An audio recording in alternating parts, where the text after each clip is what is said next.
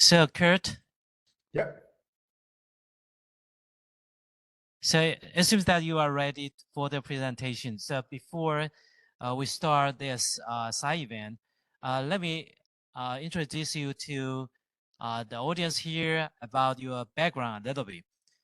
And I try to skip a lot of your long list of history. And I just like to emphasize that Professor Kerr is now the Secretary General of the League of European Research Universities. And certainly he's been the long distinguished professor serving as once served as the Dean of the Law School in Leuven University in Belgium. And he also established a private sustainable college in Bruges. Sorry, I almost forgot You have been to there. pronounce it.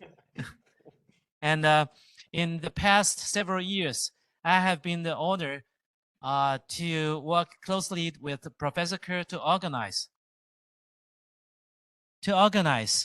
the Asian and European Legal Forum on Climate Change. And this year, we just finished that forum in Finland, which means that Professor Kerr is now as a visiting scholar in Finland, I mean the Helsinki University. So next, I would like to invite Professor Kurt to give us a presentation about the possible impact of the European Industrial Act to the ICT industry. So you may have the floor now, Professor Kurt.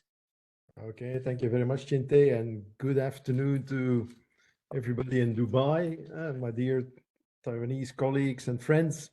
I'm very glad to join you this afternoon with the presentation on, as Chinte already indicated, the EU Net Zero Industry Act. If you can show my first slide, the title slide, then that would make it easier for you to follow, I think. I see it on your screen already popping up, but yeah, here we go. Yeah, so my presentation this afternoon will deal with the EU Net Zero Industry Act. And the Net Zero Industry Act is one of the many legislative initiatives that the European Commission has brought to the table over the past 4 years in the framework of what we call in Europe the Green Deal. And the Green Deal is not an environmental program, it's not a climate program, but it is a program which is trying to introduce a new economic model in the European Union, a new economic model which is driven by sustainability and which is driven by climate neutrality. So as a consequence of that, the EU has developed a series of legislative acts which has to realize as soon as possible this European Green Deal. And the EU Net Zero Industry Act is one of those legislative initiatives. It's still a legislative initiative because it has not been adopted yet. The European Commission has put the proposal for this act forward in March of this year. Earlier this month, the European Parliament has given its opinion about this proposal by the European Commission.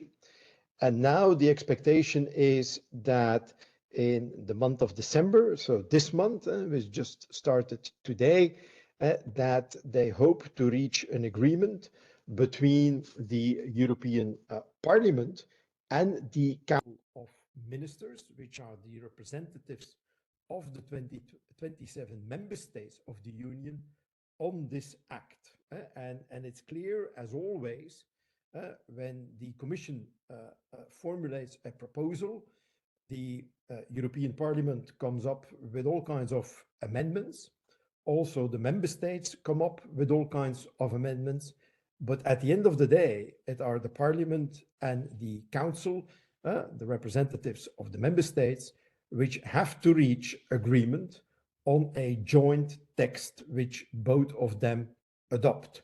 So the question is if that is going to happen next month, because time is running out for the adoption of this act, because you probably know that in Europe, in the European Union, we are heading for European Union elections, for elections of the European Parliament, which will take place early June of next year. But the consequence of that is that the institutions, the Parliament and the Council, normally stop their legislative initiatives and activities somewhere in March, latest April. So it's really it's really essential that an agreement is reached between the Parliament and the Council on this act somewhere, let's say, at the latest by the end of January 2024. Now, why has the European Commission in March of this year put forward this act? Well, the Commission has put forward this act because it has become clear in the European Union that events like the COVID-19 pandemic, like the energy crisis, like the Russian invasion of Ukraine, have exposed a number of dependencies for the European Union, which can harm the competitiveness of the EU industry. And if my colleague in Dubai can go to slide 4 of my presentation, there you will see a number of dependencies which the EU has been encountering over the past months with the emergence of the events that I just have mentioned. And the dependencies that I want to refer at are, for example, the fact that more than 90% of the solar photovoltaic wafers and certain other PV technology components are imported from China, that more than 1/4 of electric cars and batteries are imported from China, and that China accounts for 90% of global investments in net zero technology manufacturing facilities. So it's clear that the EU is running a number of risks because of those dependencies with regard to clean technology. And so if the goal is that we want to make Europe an industrial base for net zero technologies, and if we want to increase the European Union's manufacturing capacity, it is essential to avoid those harmful dependencies and to meet the EU's ambitious climate and energy targets. That's why this Net Zero Industry Act was put forward to create a simpler and more predictable legal framework for net zero industries in the EU as part of what I already mentioned, Europe's Green Deal and the industrial plan, which is part of this European Union Green Deal.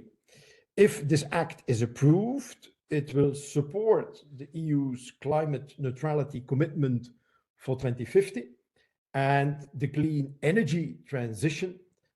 It will also strengthen the resilience of the European Union's energy system and contribute to establishing a secure supply of clean energy in line with what we call the Repower EU package. All of this is driven by the fact that the European Union sees a number of net zero technology trends which are quite crucial for the EU. The net zero technology global market is worth about 600 billion euros per year by 2030. The EU's net zero ecosystem doubled in value from 2020 to 2021, reaching presently 100 billion euros.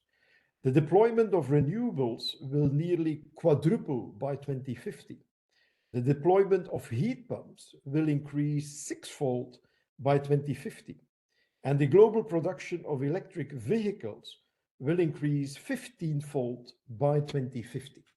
So all of this are the reasons why the EU is embarking on this EU Net Zero Industry Act and policy. So what are the ambitions now? And if you can go to the next slide of my presentation, what are the EU ambitions now for the net zero technologies?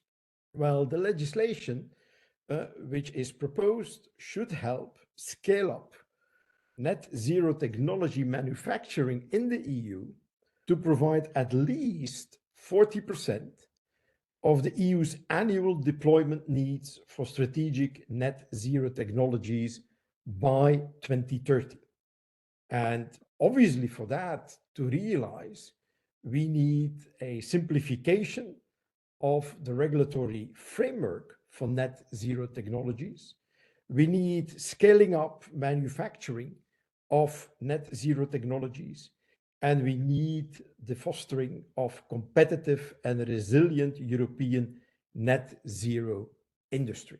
So this is the ambition which is translated in this Net Zero Industry Act. And the act, as a consequence, as it was proposed by the European Commission, and I will come back to that later on in my presentation when I speak about the position of the European Parliament. But originally, in March, the European Commission supported, through this act, in particular, strategic net zero technologies that are commercially available or soon to enter the market and have significant potential for rapid scale up to contribute to the EU's decarbonization targets. I'm at this point in time, I'm at slide 3 of my presentation. I don't know if you see that page. Yes, I think that we still can move one forward if somebody can do that, because then you will see what are the strategic net zero technologies on the next slide that have been put forward initially in March of this year by the European Commission. It are solar photovoltaic and solar thermal, sustainable biogas and biomethane, heat pumps and geothermal energy, electrolyzers and fuel cells, batteries and storage, grid technologies, offshore wind and offshore renewables, and finally, carbon capture and storage. These are the so-called strategic net zero technologies which were put forward by the European Commission in March of this year. Next to those 8 strategic net zero technologies, the Commission also indicated other net zero technologies which also could be supported by the measures which are included in the Act. And those other net zero technologies included sustainable alternative fuels technologies, advanced technologies to produce energy from nuclear processes with minimal waste from the fuel cycle, small modular reactors, and related best-in-class fuels. So you see that already in March, a huge amount of technologies were put forward. The 8 strategic ones that you see with the logos on the slide that you have in front of you, this was the strategic group of 8, and then a number of other net zero technologies which also could be supported.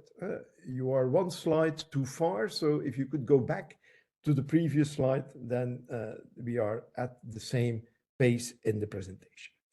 So with regard to those technologies, the Commission proposed in March of this year to develop a number of actions to stimulate the investment in the European Union into those net zero technologies. And here we have also for us as lawyers a number of very important proposals which were made by the Commission.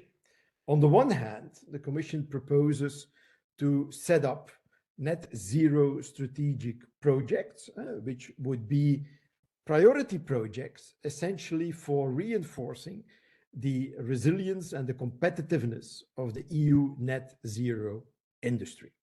So a number of projects to be launched, subsidized, supported financially by the Union. Secondly, the Commission also proposed to set forward a CO2 injection capacity target. The whole discussion on carbon capture and storage is still going on in Europe at this point in time. We already have a legislative framework for that since more than a decade. But as in many other parts of the world, CCS has remained absolutely underdeveloped. Well, now the Commission wants to change this. And so carbon capture and storage projects will be supported, notably by enhancing the availability of CO2 storage sites. How this will work out, nobody knows at this point in time, but at least that's the action that is put forward by the Commission. Thirdly, the Commission also wants to facilitate access to markets, and she's going to do that by sustainability and resilience criteria in procurement procedures and auctions to help boost the demand of renewables. You all know that the European Union is investing heavily in renewables. And so this is another example of this support for renewable energy in the European Union. Now, at the same time, the Commission is also very much aware of the fact that all those activities and actions that she wants to put in the market will need skilled people. And that's why a bit surprising in such an act which is put forward by the Commission, in this act, also the creation of net zero industry academies are put forward with the aim to support and oversight by the Net Zero European platform to provide training and education on net zero technologies and lead to quality job creation. You know that many of the jobs which you have presently in society in the next few decades many of those jobs will disappear, and the jobs and the skilled people that we need for this sustainable climate neutral society of 2050 are still not there. So investments have to be made there. For us lawyers, the fifth priority or the fifth action, which is put forward by the Commission in March 2023, is absolutely key, namely cutting red tape and accelerated permitting, which is in Europe, in the European Union, nowadays, of course, a nightmare. The legal procedures which are put forward over the past few years to permit all kinds of installations, activities, industries, and things like that, all have to suffer from very long procedures, a lot of appeals against delivered permits, a lot of judicial protection claimed by interest groups and things like that. So obtaining a permit for example, a renewable energy park has become really a serious headache for anybody who wants to invest in this kind of clean technology. But this act, like already a number of other acts have indicated over the past year, now it's really serious for the Commission to cut the red tape and to accelerate the permitting procedures. So we need lower administrative burden for the developing of net zero manufacturing projects and simple and faster permitting procedures, in particular for the strategic projects, which will benefit from even faster permitting to increase planning and investment certainty. So the Act indicates all kinds of timelines, which at this point in time, certainly in my own country, Belgium, would be considered to be absolutely unrealistic, in a sense that delivering permits within a year and a half, or something like that, even delivering some permits at the end of an appeal procedure within 3 years can already be quite a challenge. So it's very easy for the Commission, of course, to write something like that in a proposal for an act. The whole question is when the member states will have to implement this legislation on cutting red tape and accelerating the permitting procedures, how this is going to be realized at the end of the day. And finally, two other actions which are put forward in the proposal of the Commission is the creation of a Net Zero Europe platform and the creation of what we call regulatory sandboxes to help develop and test innovative net zero technologies and create a level playing field for innovation. So on the next slide, you see that this net zero industry platform that I just mentioned will be a kind of consultation platform between the European Commission and the member states, with the purpose to coordinate and discuss the several actions that I just have mentioned. Now, the Commission also will make sure that industry representatives and other experts can be invited to that platform. So this, in a nutshell, is in fact what the European Commission proposed in March of this year, and which then went into the normal decision-making process within the European Union, namely that a proposal by the European Commission must be advised by the European Parliament, must be advised by the member states, the Council, and at the end of the day, then the Council and the Parliament have to come to an agreement on one text that they would like to adopt. So what happened over the past few months?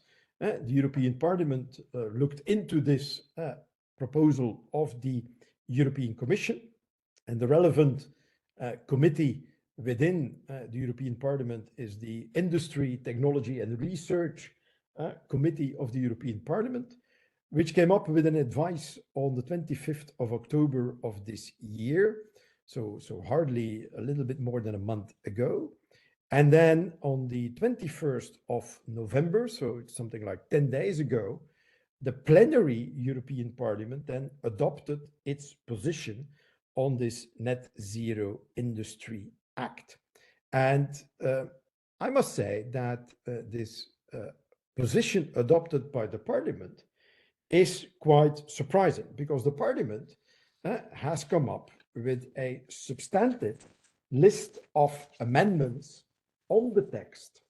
And probably the most important amendment is the list of net zero technologies which should be supported in the European Union in view of Europe's transition to a climate neutral economy by 2050. As I indicated to you just a few minutes ago, we had those 8 key strategic technologies, which then in a kind of second list would also be supplemented by a number of other net zero technologies, which also could get support. But what the European Parliament now has done, the European Parliament has thrown overboard this distinction between the 8 strategic and the other net zero technologies. And the European Parliament now has decided to support the development of 17 technologies which are deemed essential for Europe's transition to a climate neutral economy by 2050.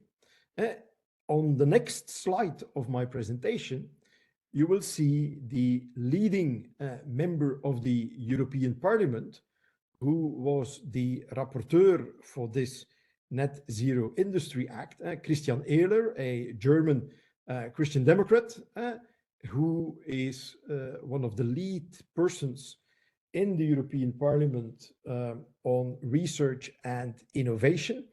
And obviously, he's very much involved also with everything that deals with clean technology, new technologies, net zero emissions, net zero industry, and things like that.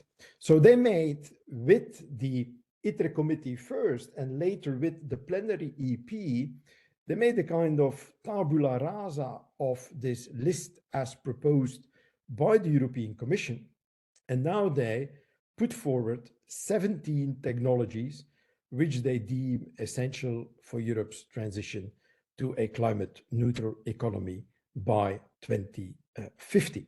So in this new list of 17, the nuclear technology comes back as being equal to those other 16 net zero technologies which are now included in the list by the European Parliament. And this future technologies in the nuclear sector, like small modular reactors, are, of course, very high on the agenda of many European Union member states because of the energy crisis that we have been experiencing now over the past 2 years. The search for cheap, clean energy is, of course, enormous. And a number of countries, like mine, Belgium, have reviewed their strategic or their strategy vis-a-vis nuclear energy over the past 2 years. For example, my country decided to prolong the operation of 2 nuclear installations for another 10 years because of this issue of clean and cheap energy for the future. Now, the whole question will be, of course, if this list of 17 technologies will survive the negotiations which now will have to start between the European Parliament and the European Council of Ministers. Several people have already indicated that a list of 17 technologies is probably a bit too much. Some people say with 17 technologies, countries, the 27 member states of the Union, can choose which technology that they consider as being strategic. Some people say the choice for strategic technologies will depend on the geographical situation of member states. And obviously, investing in renewable, in solar, for example, or in hydro, of course, depends to a certain extent on the kind of country that you are. For example, here in Finland, well, heavily investing in solar is probably something that you shouldn't do, because if you look at the amount of sunshine that we get here on a yearly basis, then obviously this is not going to be a very attractive commercial proposition. But if you do that in Spain, in Italy, in Greece, in Portugal, whatever, of course, that's a completely different story.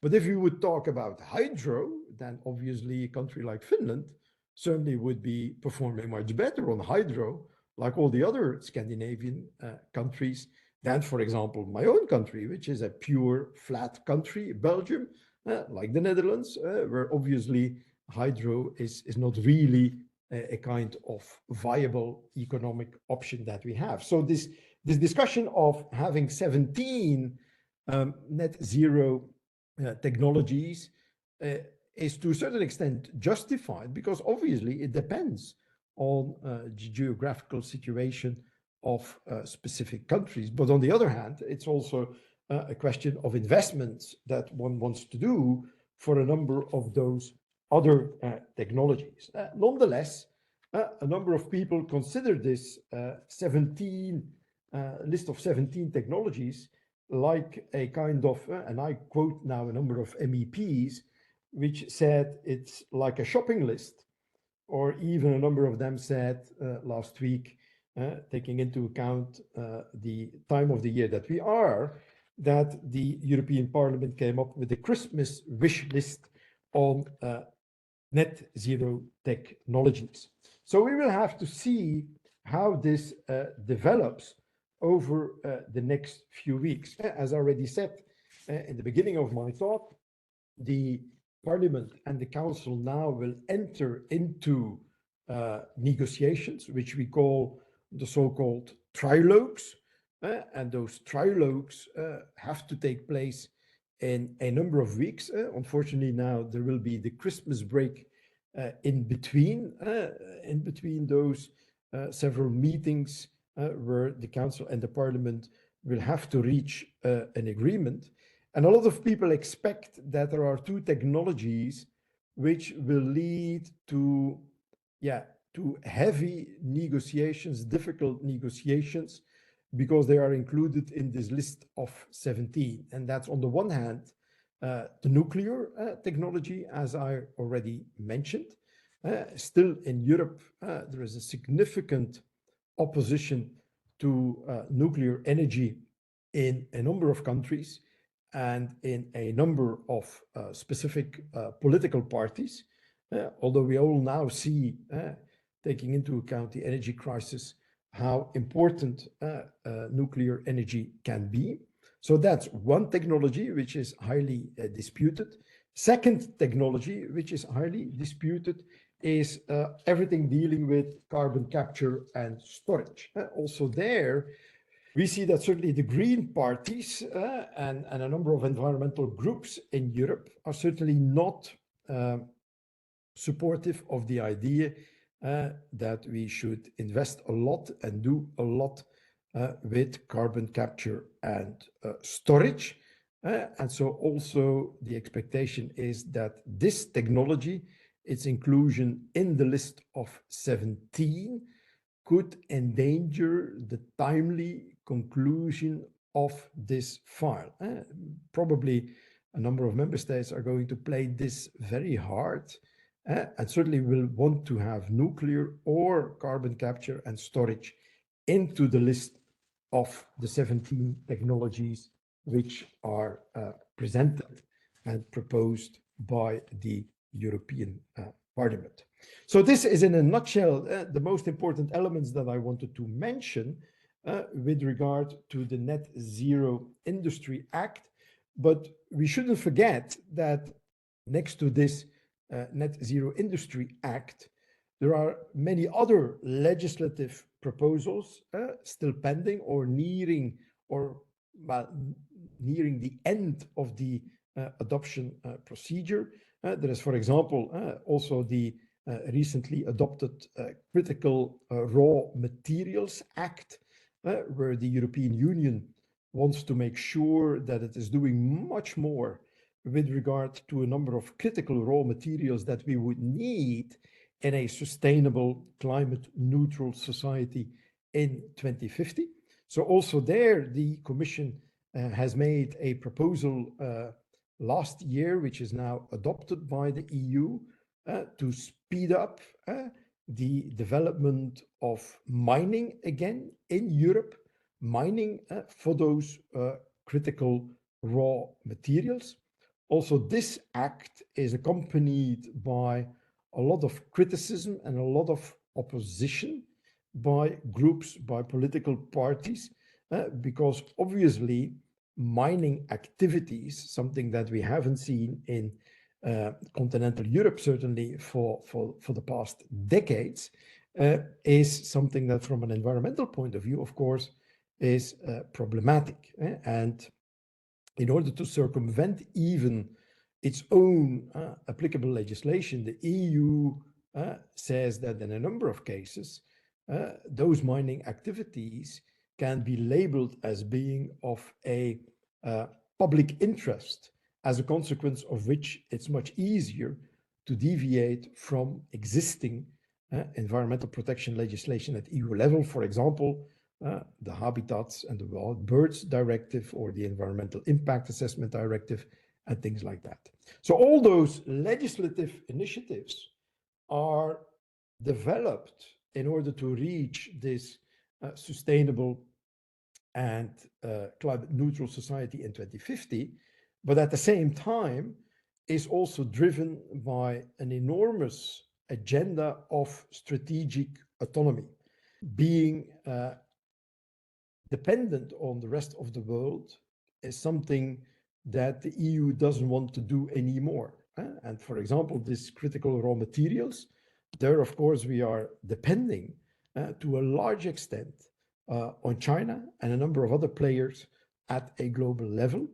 And so I expect that the next European Parliament, which is going to be elected in June of next year, and the next European Commission, which will be composed by, let's hope, December of next year, will have as a kind of central agenda and policy action point Europe's strategic autonomy. So in a nutshell, that's what I wanted to say, dear friends. Obviously happy to take questions or any other interactions as you see fit. Sure, thank you very much. I know that Kurt, you can always give us, but you can always give us a very concise description about a new developed legislation. And first of all, do you think that it still got out of the barrier to overcome before the act could really be enforceable? Is that right? This takes a while. Do you think they can really pass that by the end of this year?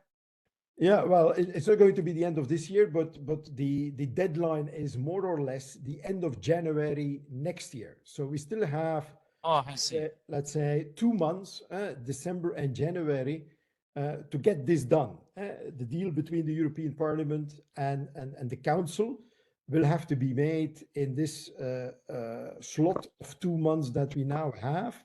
And as I indicated in my talk, I think that what can still blow up the deal is the opposition vis-a-vis a number of technologies like nuclear or CCS.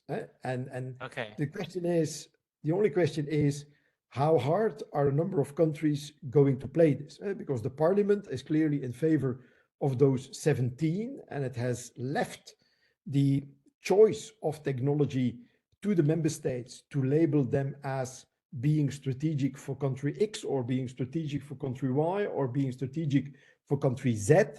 The whole question is the opposition on nuclear and on CCS going to block this agreement or not? Yeah, I think the nuclear is understandable, but how come the CCS?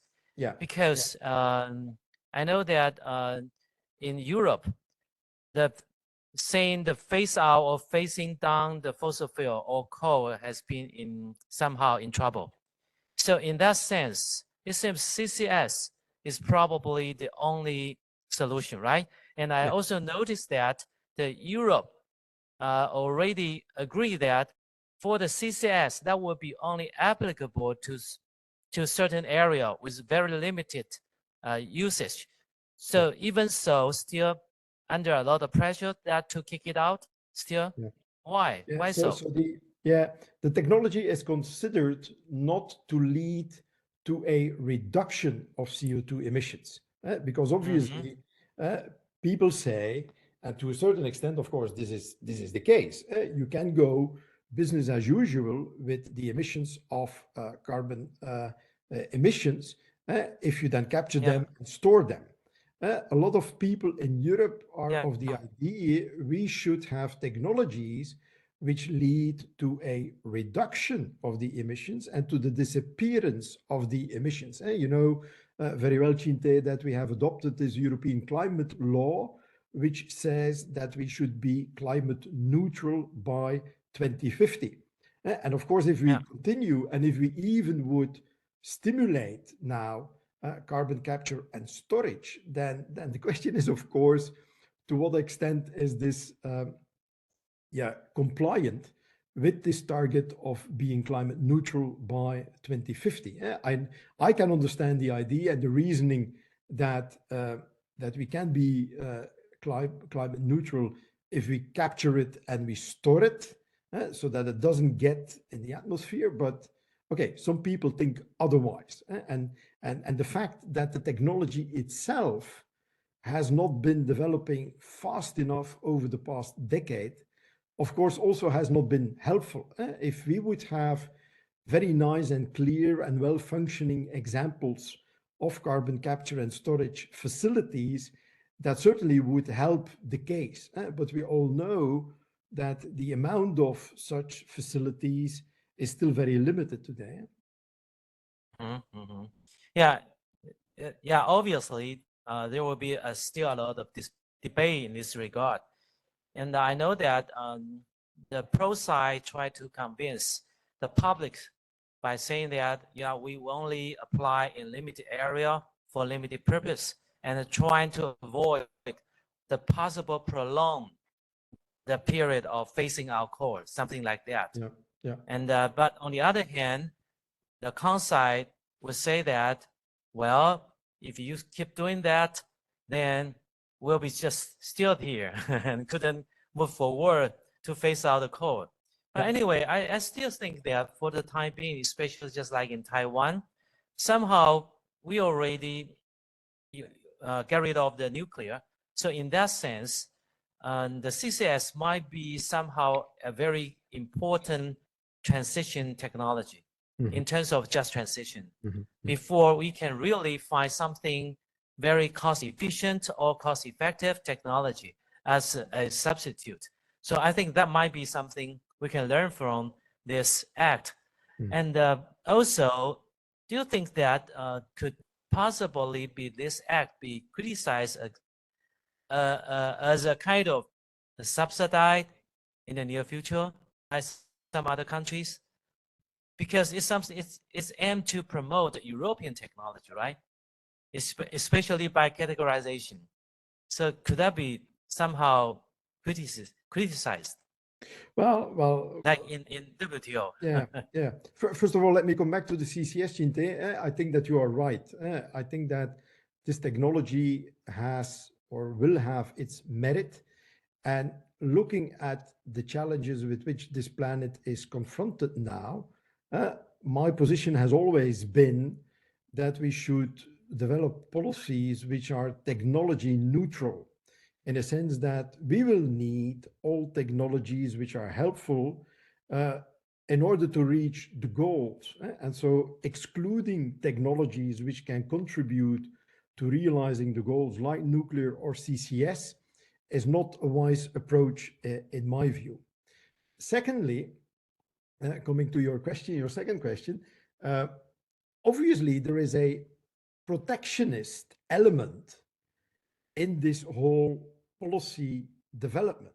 And I must say that the COVID crisis and the energy crisis, and now, of course, also the war, Russia-Ukraine, I must say that this over the past 3-4 years in Europe really has been a wake-up call, where we have seen that we are depending on many other countries outside the European Union. For example, and I will start with the example that you know best, our dependency on microchips, for example, in a sense that we need them everywhere, but where are they coming from? Well, not abundantly from within the European Union itself. Secondly, our dependency on energy, our dependency on pharmaceuticals, our dependency even on food, our dependency on a number of other energy sources. So all of this has led to a kind of worrying reaction in the European Union, and which then led to what is called the Versailles Declaration, where the French President Macron said, we have to stop this dependency of the European Union on all those other countries outside the Union. We have to make sure that we can rely upon ourselves again. And so this has changed the narrative of the European Union over the past 2 years, I would say, where initially this idea of Macron on European strategic autonomy was criticized. Now, with COVID, with the energy crisis, with the war behind us or still going on, the leadership in Europe, in many countries, is fully on board of this initiative. And of course, this leads to a certain protectionism. But that protectionism also exists in other parts of the world. Look at what our so-called friends in the United States did with IRA, with the Inflation Reduction Act, the protectionist approach that they took on the renewables, on other debates in the whole transition to a climate neutral and sustainable society, with giving tax credits for all kinds of things which were produced in the United States or manufactured in the United States. This has been a blow to the confidence of the European Union that they would never suffer any significant competition from the United States on that. And initially, the European Union reacted heavily and very disappointed to the US IRA Act. And it's only after the US changed its legislation so that also European companies could benefit from the Inflation Reduction Act and the tax credits and subsidies which are included in that act. It was only then that they gave up opposition, because a lot of my colleagues here in Europe, specialized in international trade law, said this is a pure protectionist measure by the United States. We should go to the WTO and ask for the annulment of specific parts of the Inflation Reduction Act because they violate international free trade. And so at the end of the day, the European Union and the United States came to a compromise so that also European companies could benefit.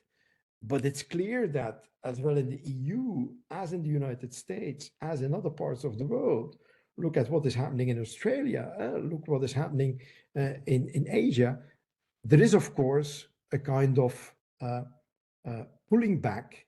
There is a kind of doubt if this free global trade still will continue, and that probably it's better to protect the own interests at this point in time, which is, of course, a regrettable development. If I look with my 23 universities in the League of European Research Universities, where we act on a global level, all our universities are institutions which act on a global level. And of course, we are leading in a number of technologies which are now at stake. And if we now see that we are confronted as universities with the fact that we need very soon probably government approval before we can continue cooperation with a number of institutions in other parts of the world on specific topics, if we can publish on those technologies still, this is of course not a development that we support, I would say. Well, thank you. And I think that would that will be my last question. Dr. Peng would like me to ask you, well, in this sense, in terms of the possible effectiveness of this act in promoting European strategic net zero technology, and also their deployment as well, in terms of this, how do you think the Taiwan should do the same thing or not? Do we need to also pass an act to do this? well, I would say she did that. The big difference is that at least you are already a global leader in one of those key technologies, that everybody needs, namely the microchips. So I'm not familiar enough with how your position as a country is with regard to a number of other technologies. I know that certainly in the energy sector, you invest heavily nowadays also in offshore wind and things like that.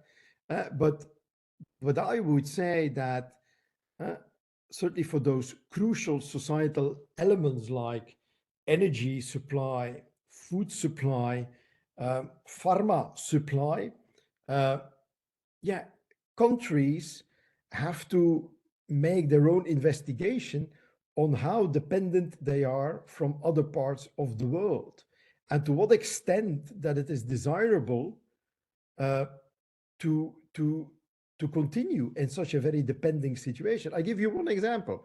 When COVID struck, uh, we didn't have any company in Belgium and only a few of them in Europe which were able to produce at high speed mount masks, masks that we all had to wear. They all had to come from outside the European Union.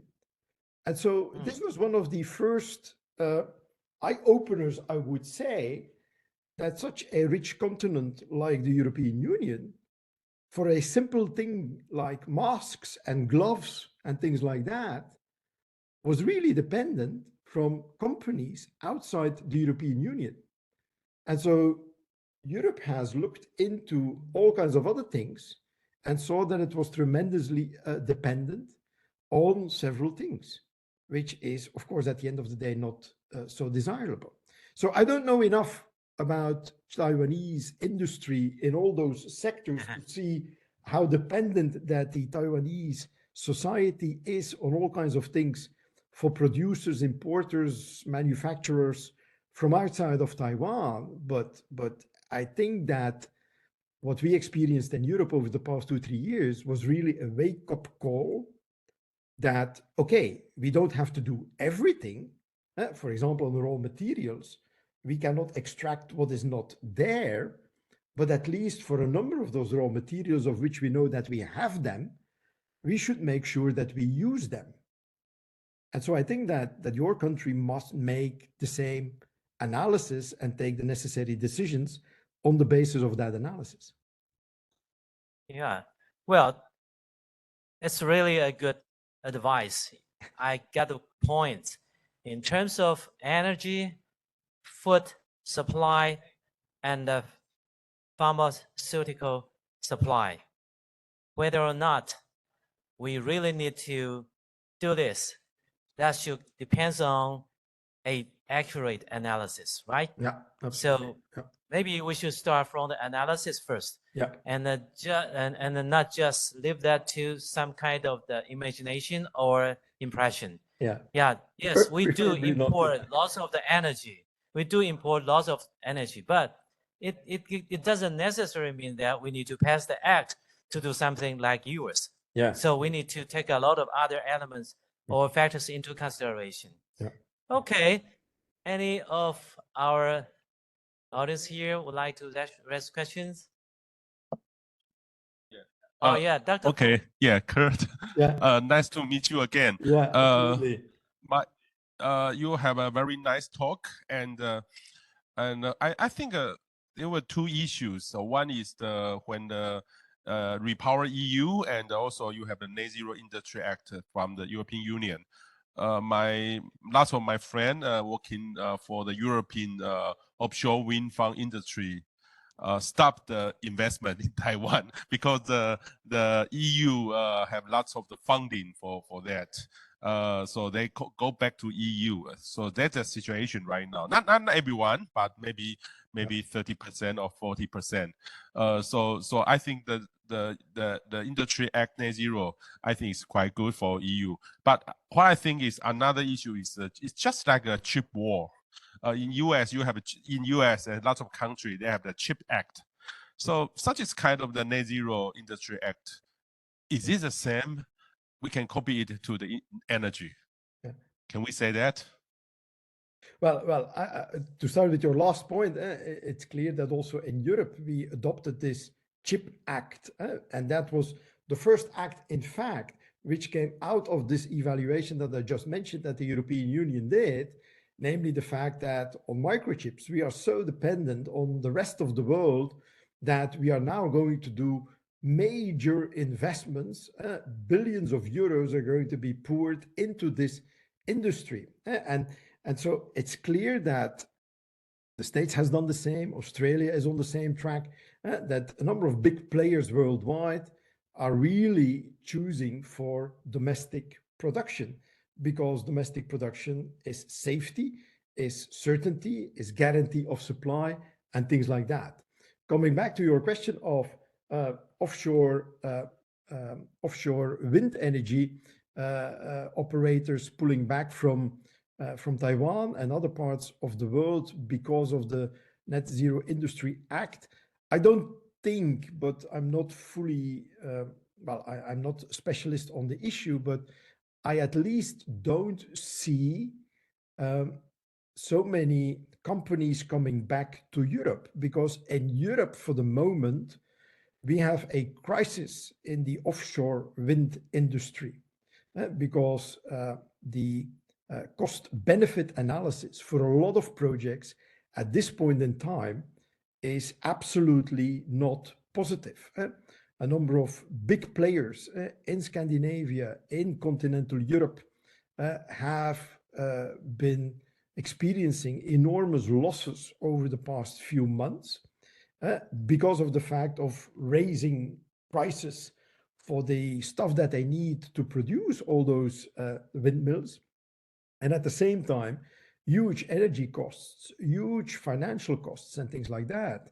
So in Europe, the situation is a little bit strange. In a sense, we need massively to invest in renewable, in offshore wind energy, but at the same time, a number of very big players in the sector, I'm not going to say that they are at the edge of bankruptcy, but they are experiencing enormously difficult times. And so in that sense, I would be surprised if this NetZero Industry Act now is going to make a huge difference. Because at the same time, don't forget that in Europe, we also have to comply at the end of the day with competition and state aid rules. And obviously, competition and state aid rules have been, let's say, softened in order to make sure that the necessary investments in the whole energy revolution and transition that we need to make that possible. But still, at the end of the day, there are some basic principles which still have to be respected. So I would be surprised if this pulling back from Taiwan or this pulling back to Europe is so much driven by this NetZero Industry Act, because obviously also at the end of the day, the whole question is if the European Union is also going to be able to finance all of this. The European Union at this point in time is in a difficult situation financially and is asking all its member states to contribute additional billions and billions of euros in order to make sure that the European Union can deal with the energy crisis, with the migration crisis, with the climate crisis, with the war in Ukraine, where we urgently have to transfer 50 billion euros by the end of next month also. So there are a number of enormous financial constraints on the EU that the whole question at the end of the day will also be if all those commitments which are put forward and all those promises which are made are in fact also realistic. Okay, thank you. Because Kurt is leaving soon, so you will be the last question. Here will be my student and also attorney Xie, and he just used the similar name to our English friend Zen. he also go by Zen. Okay. Okay, you have the floor. Okay. Last question. Yeah. Okay, next question. Thank you, Professor Kurt. And you just slow my question. My first question, you just slow. And in COP28, the IREA and the GREA proposed a proposal to triple of the capacity of the renewable energy installations and double of the energy efficiency in 2030. I think it seems a difficult thing to do. What does the Professor Kerr think? Is there any way we can achieve it? Mhm. Well, I think you touch a good point, Zen, in a sense that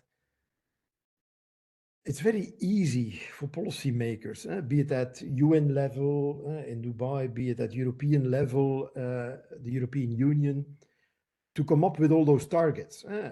Chinte and his colleagues who follow the European situation from close by know how many times now the EU has been changing its policy targets, its percentages for cutting CO2, renewable energy, energy efficiency, and things like that. So one of my buzzwords over the past decade probably has been that there's a kind of fetishism for figures at the level of the UN and at the level of the EU with regard to everything that has to be done to realize this energy transition.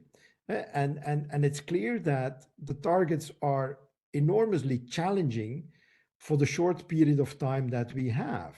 For example, in Europe, realization of minus 55% of CO2 emissions by 2030. Well, I think that this is simply impossible because also the investments that I need in technology and innovation, those investments are not there. Earlier this week, a paper from the Spanish presidency of the EU was leaked in which it said, shouldn't we cut in our search for money, shouldn't we cut the research and innovation budget for Horizon Europe, the big RNI funding program? Shouldn't we cut that budget with $5 billion, with 5 billion euros, knowing that this whole strategic autonomy in energy, in pharma, in microchips, in all kinds of net zero technologies is going to be realized only thanks and through new investments in research and innovation. And if you then see at the end of the day with what kind of ease suddenly budget cuts of 5 billion euros are decided just like that, then this makes me doubt how realistic all of this is. Of course, we need incentives for politicians to do what they have to do. The question is, where does it become irrealistic and where does it become counterproductive to juggle with all kinds of targets and timelines, which at the end of the day are not realistic anymore? Okay, thank you very much. I think time is about run out, and I think you are ready to rush to another appointment. So thank you very much for your appearance and give us such a great and fruitful speech. So I think it's about the end of our the session, and I wish you have a nice evening. Okay. See Thank you you very soon. much, and pleasure to have joined you this afternoon. Thank you, and see you soon again.